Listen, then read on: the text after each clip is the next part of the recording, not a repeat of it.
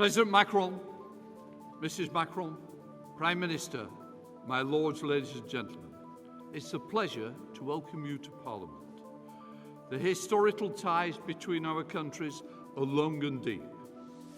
Indeed, they are embedded in the language we use here in both houses. To start with, the word for our assembly, a parliament. Every day I work with a document called the dossier. And as legislation is passed between the houses, it is still endorsed in Norman French. Our shared history goes back now over 900 years, but the Entente Cordiale began relatively recently, 120 years ago. Since then, our states have had a broad and deep partnership, working together on European and global security. Together with peaceful ties, we have cooperated on defence in the past. We have fought side by side with France in the First World War. In every town and every village, our memorials remember those who went to war and did not return. From across the country, units like those in my own constituency of Chorley, the Chorley Pals, who fought on the Somme, went and did what had to be done. And again, in the Second World War, we were proud to form a base for the French government in exile. The beginning of the end of the war came on the beaches of Normandy. In 1944, Speaker Clifton Brown led a parliamentary delegation to visit Allied troops on the front line in Normandy. And France has never forgotten how we fought together. In 2018, I was honoured to be the ceremony in Chorley, where several of my constituents received France's highest honour, the National Order, the Legion of Honour, for their part in the liberation of France. In this year, the 80th anniversaries of victory in Europe and victory over Japan, we will remember them. Our defence and cooperation continues and is more vital than ever. 15 years ago, on the 2nd of November 2010, the Lancaster House Treaties were signed.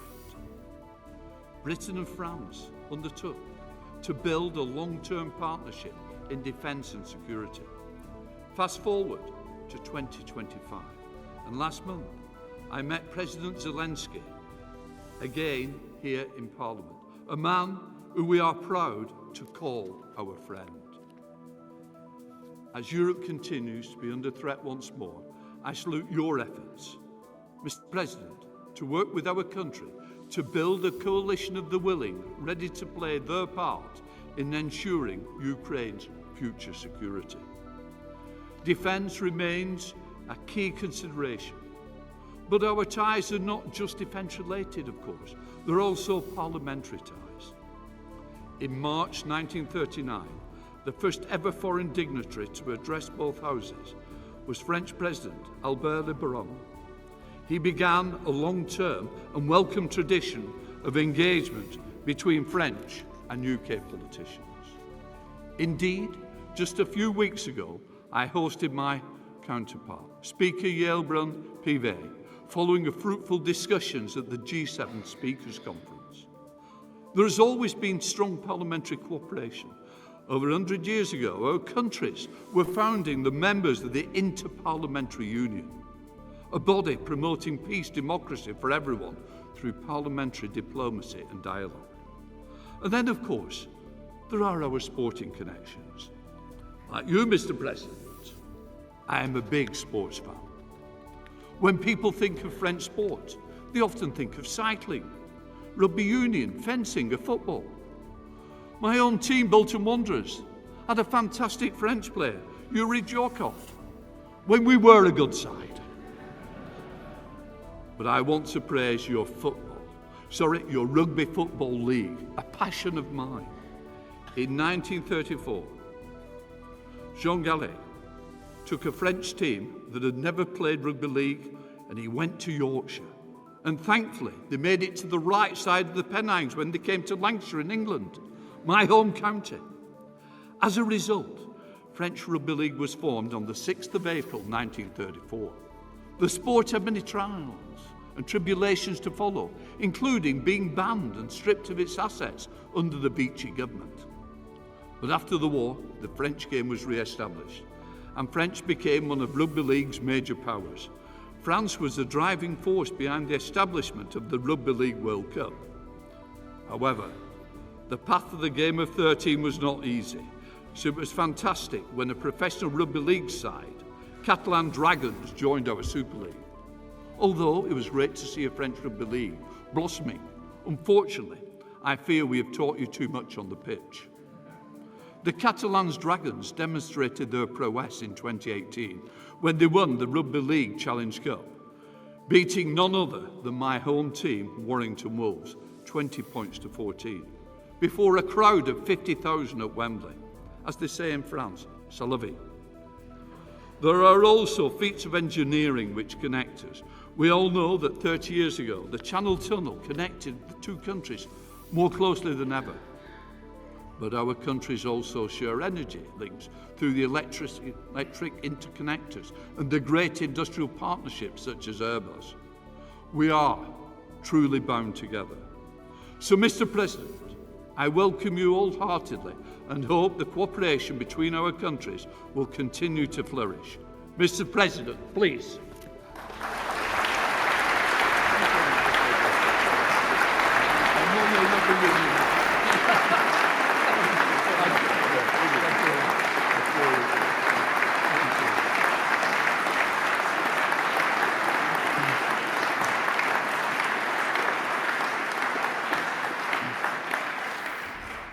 Mr. Prime Minister, Madam, Honourable Ministers, Mr. Speaker, Lord Speaker, Honourable Members of Parliament, members of the House of Lords, ladies and gentlemen.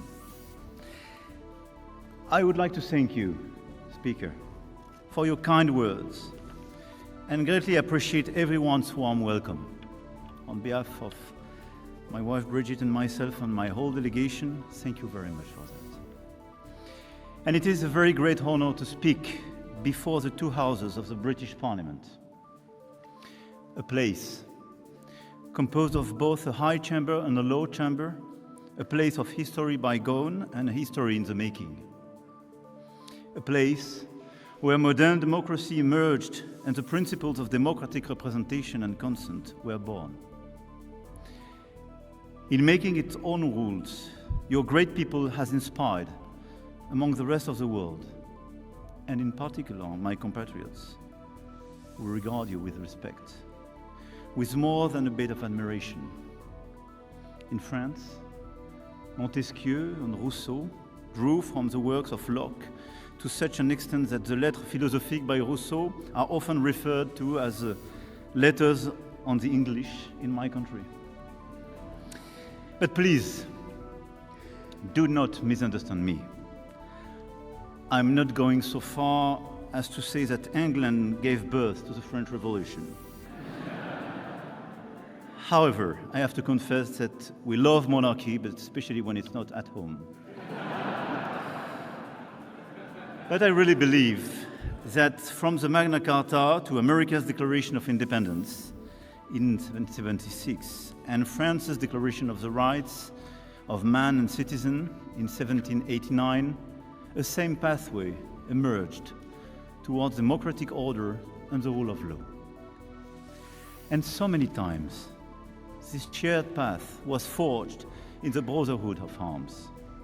So many times it followed the small trails of the Ardennes and the Vosges mountains under the hail of German bullets from 1914 to 1918.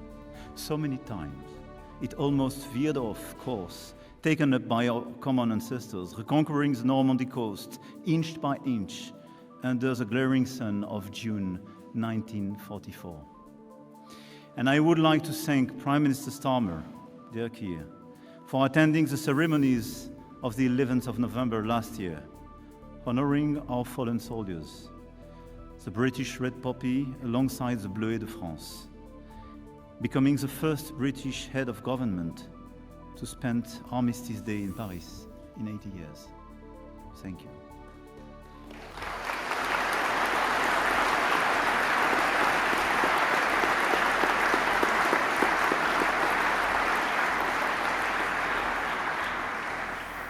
The French people shall never forget the sacrifices British people made to protect Europe and the world during the two world wars, and to uphold with fierce determination the promise of our entente cordiale.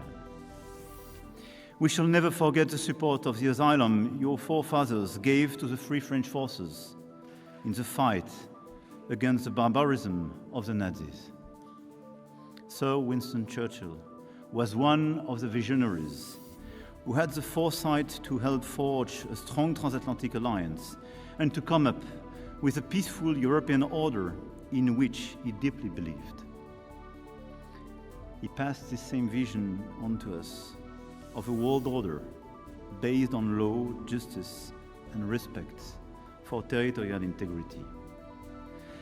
An order that is today being attacked on a daily basis as we witness direct attacks on our democracies, the return of war to our continent, the resurgence of imperial impulses, and the flouting of international rules by destabilizing powers who are attempting to divide up the world to their advantage.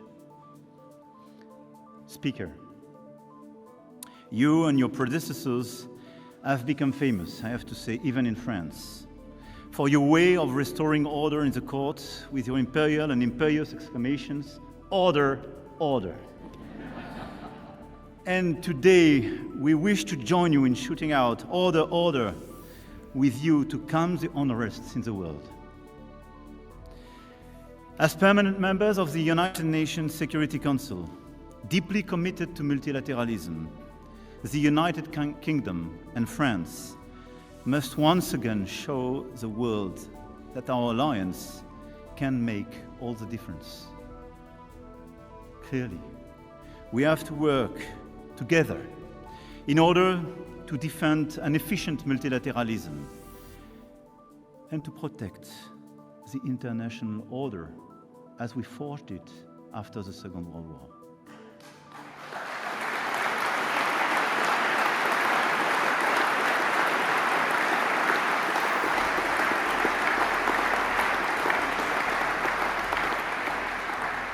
And first, in supporting Ukraine, which has been illegally attacked, by both rallying the support of Europeans and coordinating with the Americans to create the necessary conditions for a robust and solid, lasting peace.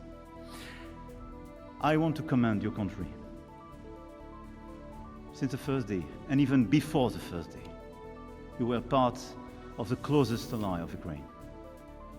Training the army, being here the first day to protect President Zelensky, his government, and allowing the forces just to resist, as you did decades ago with my country. And together we worked very hard during the past few years in order to stand with the Ukrainian people, just helping them to resist. We were right and we are right. And because every time Vladimir Putin's Russia advances in Ukraine, the threat moves closer to us all. We will never accept the theory that might is right. And I want to be clear. This is why, together with you, Mr. Prime Minister, we decided to launch last February this coalition of the willing you mentioned. And this coalition was just the signal that the Europeans will never abandon Ukraine. Never.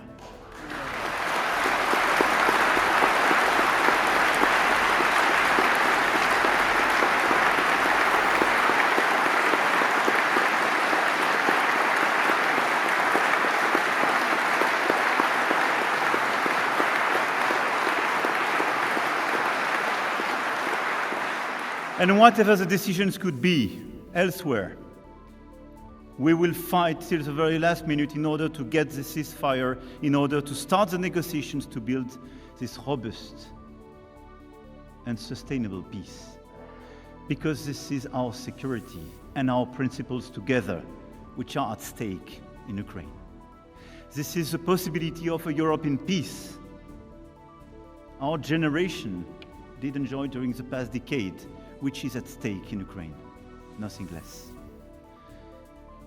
And together, we will follow up these efforts. We have also stood together in calling for the cessation of hostilities and path to peace in the Middle East. since the spiral of violence began after the terrorist attacks by Hamas on the 7th of October 2023. Together, we call for the release of all hostages. Together, we've called for a ceasefire in Gaza. It is a matter of absolute urgency to end the suffering of the hostages and of the Gazans. A war without end and without a strategic objective poses a huge threat to the region and our collective security. Today, a dehumanization is occurring there that can never be justified. Together, we are aware that a political way out is crucial, and I believe in the future of the two-state solution as a basis for a regional security architecture, which will enable Israel to live in peace and security alongside its neighbors. But I want to be clear. Calling today for a ceasefire in Gaza without any condition is just telling to the rest of the world that for us as Europeans, there is no double standard. And as we are attached to human lives, as we are attached to territorial integrity, we want the ceasefire. No discussion. And today, working together in order to recognize the state of Palestine and to initiate this political momentum is the only path to peace.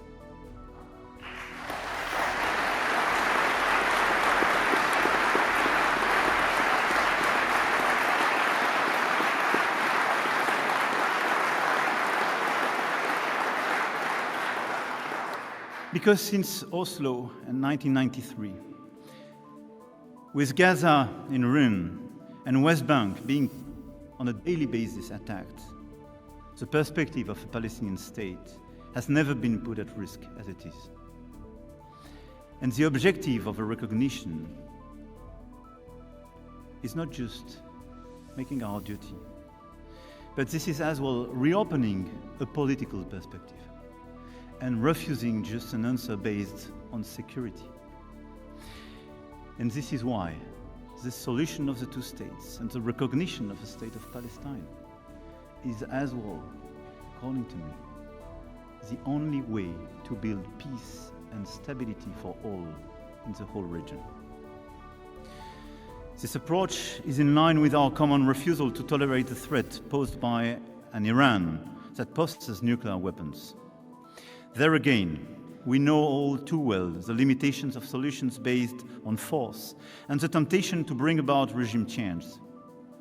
France, the United Kingdom, and Germany, in coordination with all stakeholders, have the duty to bring about a stringent negotiation which ensures international monitoring of Iran's nuclear program over the long term, thereby preserving the international non-proliferation framework as a foundation for collective security. It is with the same coherence and firmness that we must act to defend the world order. In Africa, our two countries have had a weighty past, which is why we can legitimately send a message of conciliation and refusal of spheres of influence, of respect for economic and territorial sovereignty. In the Indo-Pacific, our history has made us a watchdog of the freedom of navigation and compliance with international law, which we defend. Amid these upheavals, the alliance between France and the United Kingdom has not faltered. It has even become stronger. Yes, during the past few years, this alliance became stronger. On defense and security, the Lancaster House treaties showed that we were willing to cooperate on the most sensitive subjects regarding our sovereignty and our deterrence. When our two countries signed them, some clever people found a way to derive savings of resources from them, and others even dubbed them the Entente Regale. Yet, they have successfully provided structure for defense cooperation between our two countries for the past 15 years. At this bilateral summit, we will enter a new stage that will scale up this cooperation. And our two countries, the only European nuclear weapon states The leading armed forces of the continent, together accounting for 40% of European military budgets, vow to fully shoulder the responsibility when it comes to European security. And we are faced with new threats, with aggressive nuclear powers, with sometimes hesitating alliances, and the return of major conflict on our continent. This is why in today's our summit is so important, and the announcement we prepared so historical. The capabilities identified 15 years ago at Lancaster House must be increased dramatically in proportion to the threat. Our industrial cooperation must also move to the next level, and our relation to Europe must change, even in the core of sovereignty. There is an expectation in Europe that, faced with revisionist neighbors, our two countries have a special responsibility for the security of the continent. And it is time to articulate it. And to paraphrase Pete's famous phrase, to make sure that not only our two countries will save themselves by their own exertions, but also that we will save Europe by our example and our solidarity. But we will return to this in more detail at the summit on Thursday, but very clearly, taking the commitment to go to the 3.5% on defense in the years to come. It's not just piling money, but increasing our cooperation altogether, reducing our dependencies, and building a strong European pillar in NATO. We have to work together to cooperate as we did a few years ago in Sahel, shoulder to shoulder. We have to cooperate in order to build new common programs, to increase the cooperation of our industries, and to make a more independent and stronger Europe of defense. Second, on climate and biodiversity. Together we commit to the planet in the face of the new league of international reactionaries who deny science and facts. We also defend with one voice the implementation of our climate ambitions towards carbon neutrality, phasing out fossil fuels and protecting forests, which will be core issues of the upcoming COP30 in Berlin. We are also acting together to achieve the ratification of the BBNG Treaty on the protection of oceans, mobilizing the private sector, reforming the official development assistance system in line with the Paris Pact for Peoples and Planet, where we work together. And we worked very actively and still work together on biodiversity and biodiversity credits. The report we commissioned together as Franco-British during King Charles' state visit to France is not just excellent, but we endorse it and we will implement it. We will now continue to work together and implement this work. Third, on migration. And I have the feeling to be weighted on this issue as well in your country. Indeed, in this unstable world, hope for a better life elsewhere is legitimate, but we cannot allow our country's rules for taking in people to be flouted and criminal networks to cynically exploit the hopes of so many individuals with so little respect for human life. France and the United Kingdom have a shared responsibility to address irregular migration with humanity, solidarity, and firmness. The decisions that we will take at our bilateral summit will respond to our aims for cooperation and tangible results on these major issues. Very clearly, we task our Minister of Domestic Affairs to work very closely together, and I want to salute the very close coordination and cooperation. But our objective, very clearly, is to have the best ever cooperation between our two countries in order to fix today what is a burden for our two countries.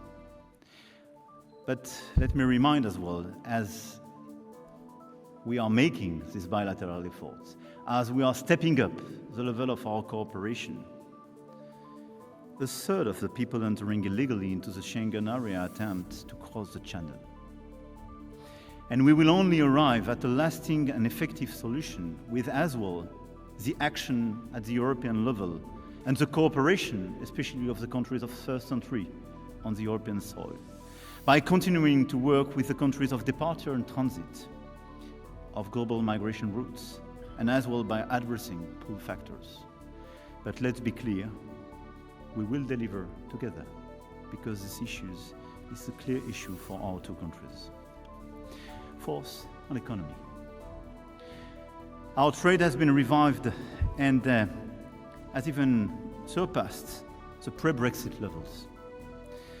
The 3,500 French companies working in the UK remains the second leading foreign employers in your country, and vice versa. And we want to do more, and at the occasion of the summit as well. We will deliver additional results, additional investment, and very strategic investment in the energy and space fields where we have long-standing cooperation, but where we want to build a new step forward and open a new era. Since the last time a French president spoke before you in 2008, Europe has changed. First of all, of course, because the sovereign British people choose to leave the European Union in 2016, a decision that we respect, even if we found it deeply regrettable. I am aware that I am the first European head of state to make a state visit since the United Kingdom left the European Union, and I take full account of the importance of this moment. It took us a few years, but we have agreed on the foundations for our new relationship. After the withdrawal agreement and the trade and cooperation agreement, reinforced by the Windsor framework, and some of us worked very hard on all this text. I have great memories. I support Prime Minister Starmer's efforts as well to restore trust, ensure compliance with the agreements concluded, and strengthen this framework through targeted cooperation in our common interest. I welcome the fact that on the 19th of May, we were able to define a pragmatic roadmap between the European Union and the United Kingdom on defense, energy, climate, and other issues. But just as leaving the European Union did not mean the United Kingdom left Europe, efforts to address the challenges facing all of Europe cannot be limited to the European Union alone. What is at stake today in Europe is our ability to shoulder the responsibility to ensure our continent's security ourselves to a greater extent.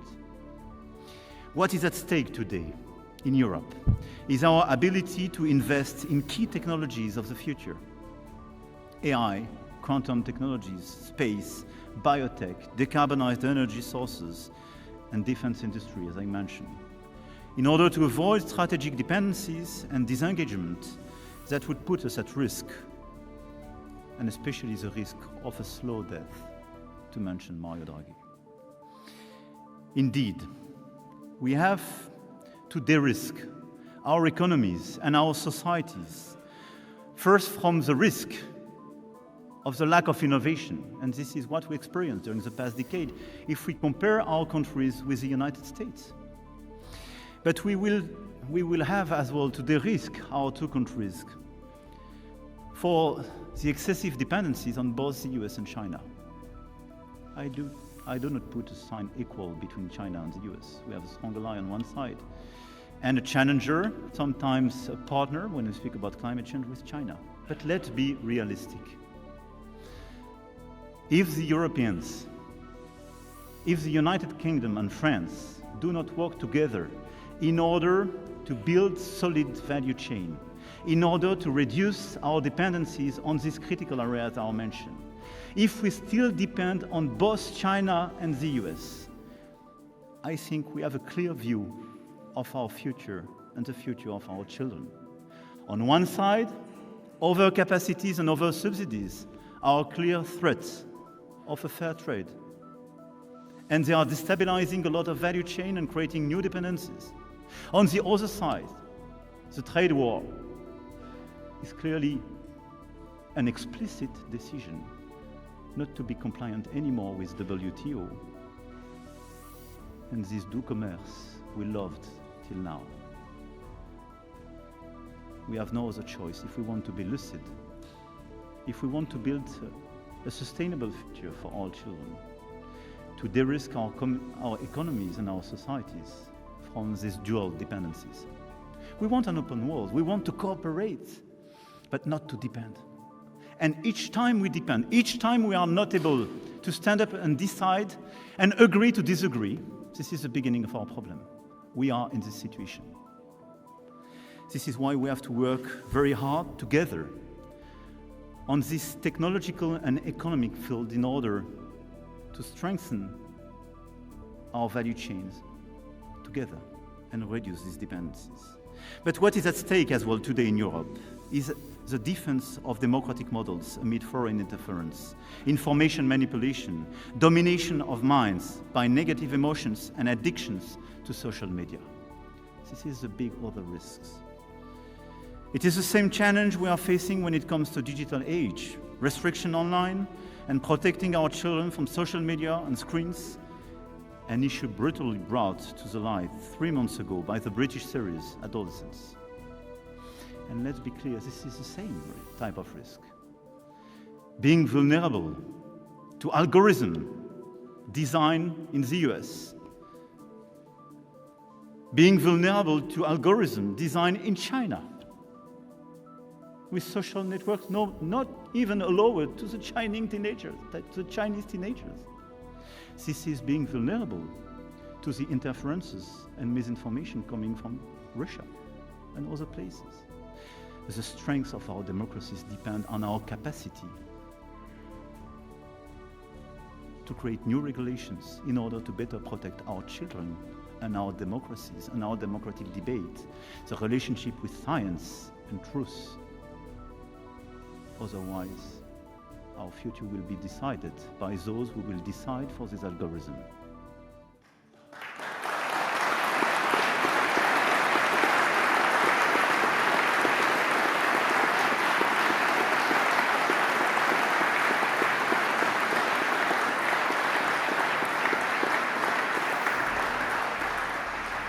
Our two countries are among the oldest sovereign nations in Europe. And sovereignty means a lot to both of us. And everything I referred to was about sovereignty. Deciding for ourselves, choosing our technologies, our economy, deciding our diplomacy, and deciding the content we want to share, and the ideas we want to share, and the controversies we want to share. Even though it is not part of the European Union, the United Kingdom cannot stay on the sidelines, because defense and security, competitiveness, democracy, the very core of our identity, are connected across Europe as a continent. And you understand me, the point is not to diverge, and to move forward side by side on these strategic choices we are facing to avert the risk of effacement, division, weakness. A certain idea of Europe, so dear to George Steiner, must continue to connect us today. And it is also the meaning behind the European political community, which has shown its ability to bring together the European family across the continent of Europe to address the issues of stability, security, and cooperation between states in concrete terms. And the United Kingdom is playing a full role, as it demonstrated a year ago at Blenheim Summit.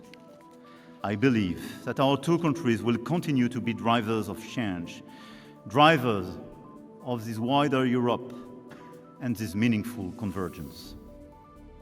We must be able to count on our economic, academic, research, and cultural relations to together tackle these sovereign-related challenges.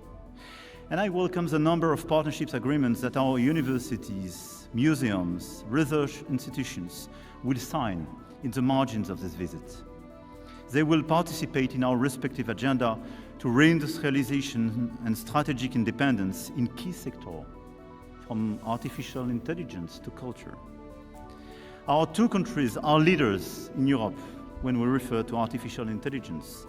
But the competition of the US and China is fierce, and Europe, on this point as well, needs to step up its investments. This is why we have to work as well together.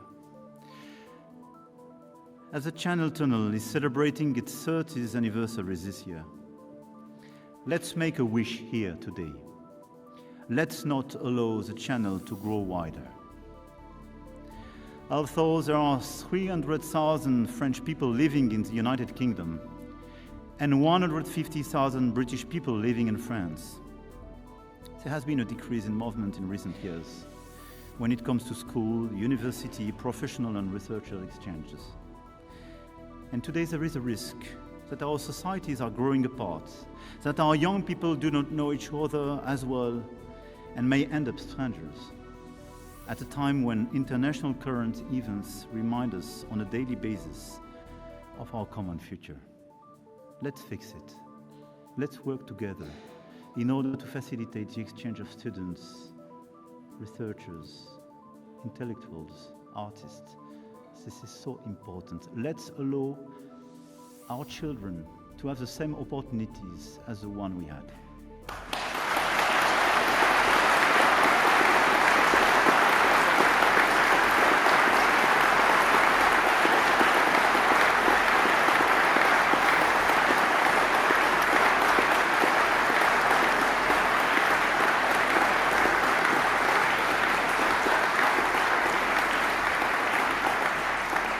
Members of Parliament, my Lord, tomorrow at the British Museum, we will officially announce an historical exchange.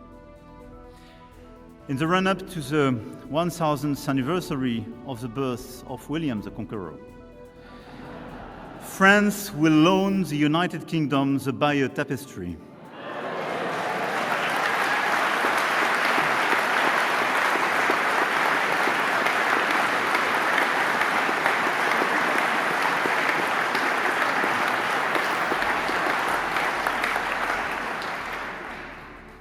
To say it took probably more years to deliver this project than all the Brexit texts, because we launched it together with Prime Minister Theresa May at that time during not a state visit but a summit a few years ago. But at the end of the day, we did it. And the tapestry will be displayed in London, while the National Museums of Rouen and Caen will receive the Sutton Hoo treasure on loan. And I think these mutual loans of these extraordinary national treasures will involve fascinating human exchanges, which will certainly be positive for our future in terms of culture. And let's see this exchange happening between summer 26 and summer 27 as the beginning of this new era of exchange and the reopening of these mutual movements. The times of William the Conqueror are over, happily. And the roles of charging cavalry as well. Our Entente Cordiale, sealed 126 years ago, has enabled our countries to bring their futures closer to protect Europe's strategic balances and to enter into an era of cooperation and competition, replacing our battlefields with football and rugby fields, as you mentioned. At the invitation of His Majesty, King Charles III, whom I should like to thank for his hospitality and his long-standing, very special relationship with my country, I came here today to renew the French people's message of friendship and fraternity. Yes, finally we meet again. And let's be sure that we will meet again for years and decades. Because we are linked by our geography, by our past, but we are linked by our common future. And the only way to overcome the challenges we have, the challenges of our times, will be to go together, hand in hand, shoulder to shoulder. This is our common destiny. Long live our France, United Kingdom friendship. Long live the United Kingdom. Long live France.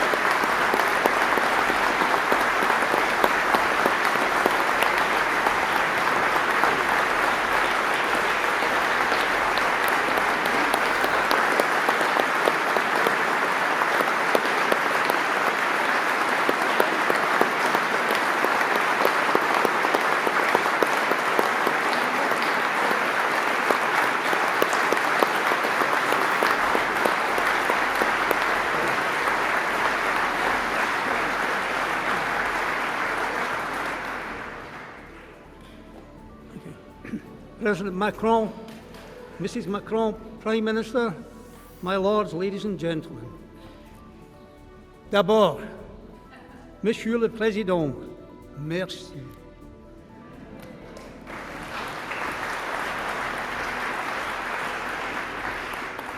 Thank you for a speech which provided both a reflection on the depth of our friendship between our two nations and an inspiring vision of how that friendship can grow in years to come.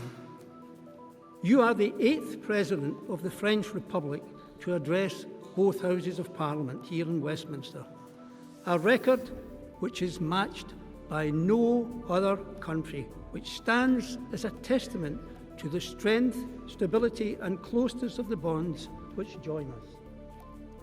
Your presence here follows a state visit to France of His Majesty the King, when he told the Senate in Paris that the United Kingdom will always be one of your country's closest allies and best friends, and a statement I wholeheartedly endorse.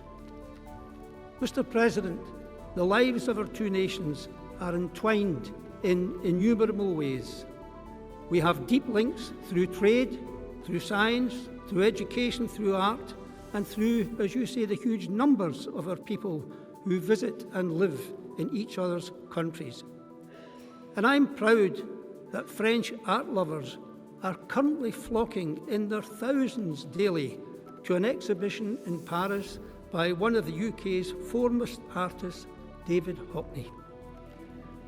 And, Mr. President, I'm delighted that British football fields have been graced over the years by the talents of French stars, from Thierry Henry to Eric Cantona to David Ginola and to Ibrahima Konate. And on the subject of football, Mr. President, as a proud Frenchman, you must have been delighted to see the emphatic victory of Paris Saint-Germain in the UEFA Champions League. However, as an avid fan of Olympique Marseille, perhaps you might have found it a little difficult to join the celebrations enthusiastically. I was honoured to be warmly welcomed to the Senate during my visit to Paris in March, and I hope soon to greet Senate President Gerard Larcher on a return visit to the House of Lords. And whilst in Paris, I was privileged to be invited to visit the Cathedral of Notre Dame and to witness its extraordinary rebirth following the devastating fire of 2019. Mr. President, we in Britain recognise that this breathtaking project was led from the very top of the French state. Craftspeople of the highest talent, combining modern techniques with traditional skills on a grand scale, delivering on a vision and timetable set by you personally, Mr. President. We in this audience salute your achievement.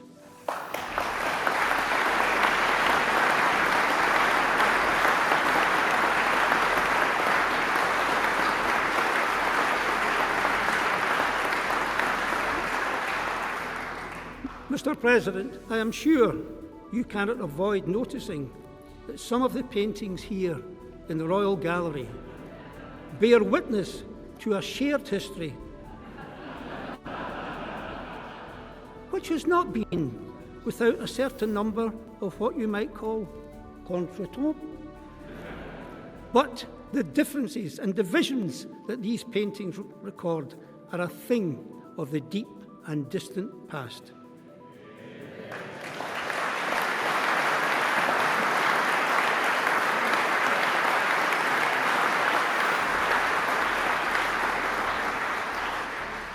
The Entente Cordiale, struck in 1904, has been the bedrock of an alliance which has only grown deeper and stronger over the past 120 years. And today, the United Kingdom and France stand together in facing the challenges of our age, whether in our support for Ukraine, as you so eloquently stated, our defence of liberty and democracy, or our shared determination to tackle climate change. When President Charles de Gaulle addressed both houses of Parliament in Westminster in 1960, he declared that France feels itself shoulder to shoulder with Britain. 65 years later, I will use de Gaulle's own words in the original French to assure you, Monsieur President, nos deux pays reste côte à côte. We are still shoulder to shoulder. And as a Scot, may I say that the friendship between France and my part of the United Kingdom dates back a little further. In fact, some 730 years. The old alliance forged between Scotland's King John Balliol and France's Philip IV in 1295 was hailed by de Gaulle as the longest lasting in history. In honour of that old alliance, I offer you some words of goodwill from Scotland's national poet, Robert Burns. They are known by every Scot, but I understand that they are also sung in France in this translation. Buvons ensemble à l'amitié et au jour du temps passé. We'll take a cup of kindness yet to auld lang syne. And Mr. President, in that spirit, who knows, perhaps we will be singing that together at the state banquet tonight.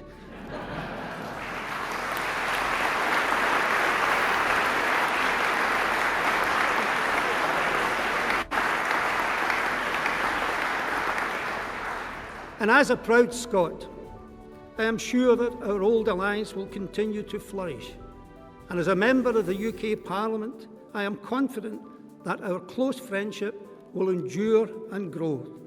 And as I thank you on behalf of Parliament for your speech today, I cannot improve on your words to our King on his visit to Paris, when you told him that our two fraternal peoples are united in unwavering alliance. So allow me to finish, Mr. President, by saying, on behalf of my colleagues, Vive la France!